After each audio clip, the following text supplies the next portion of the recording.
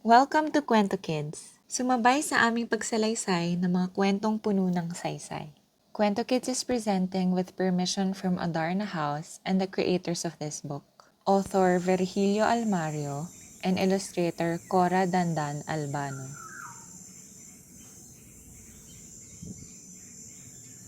House of Many Happy Voices.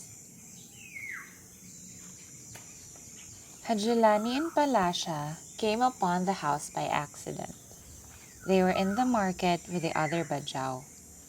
Hajulani offered to carry baskets and packages for a fee, while Palasha, together with the other children, begged people for money. Suddenly, someone screamed, "Thief! Thief!" Policemen blew their whistles. Hajulani and Palasha ran like the others. They were afraid of being apprehended and accused of stealing. She followed Hajulani as he ran through a maze of streets, and both stopped only when they no longer heard the sound of whistles. That was when Palasha heard the voices. They were happy voices of children like her. They came from inside the house in the middle of a small lot. Isa, ay, dalawa, tatlo, kutsilyo de almacen, good morning, Mrs. Tabora. Palasha stopped to listen, but Hajulani yanked her and said, "Let's go home. We might run into some bad luck." When they got to their shanty, Tampi was there. Tampi was Palasha's orphan cousin. He grew up with Palasha and Hajulani, who were the only family he had. "I'm afraid to beg," Tampi said. "They say they arrest Bajau beggars and send them home to Basilan." "But how will we live?" asked Palasha. Hajulani did not answer. A little later, Hajulani made a decision. "You will no longer beg," he announced. "If you can't find work, then just stay here. I will go back to the market. We will make do."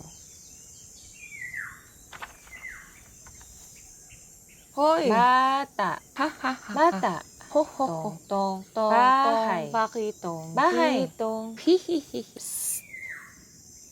The next day, after Hajulani left, Palasha told Tampi about the many happy voices she heard. She insisted on bringing Tampi to the house. When they arrived, they found children playing outside the house. Some played tag, while others played luksong tinik. There was also a contest of catch. Children laughed and shouted and made so much noise that it seemed to surround the house. Palasha and Tampi stood still as they watched the children. Only their eyes moved as they followed every hop, leap, and turn the children made around the house. Then, plog! Tampi fell to the ground when the ball hit his head. Palasha snapped out of a reverie.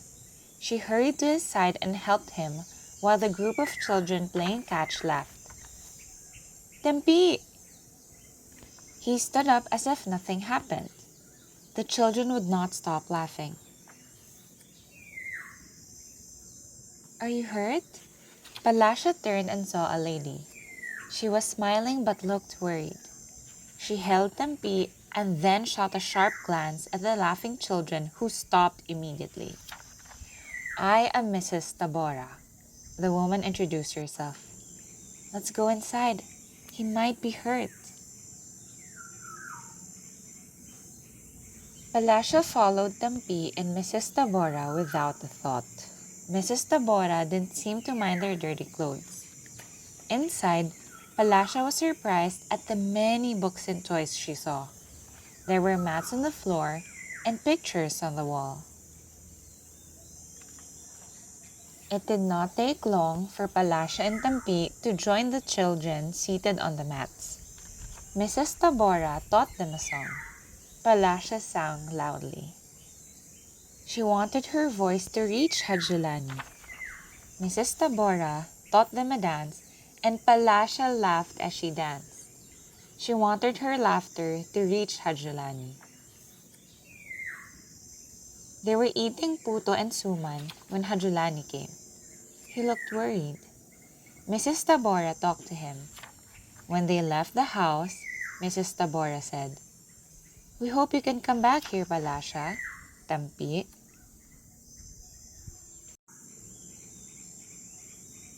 Hajulani pulled them away, but Palasha muttered, "We will come back, Mrs. Tabora. We will come back." Thank you for spending your time with us today. We hope you have learned about our culture and people as we share more pieces of Philippine literature with you. You can also read Adarna House books online through buribooks.com, an extensive e-library of Adarna House books.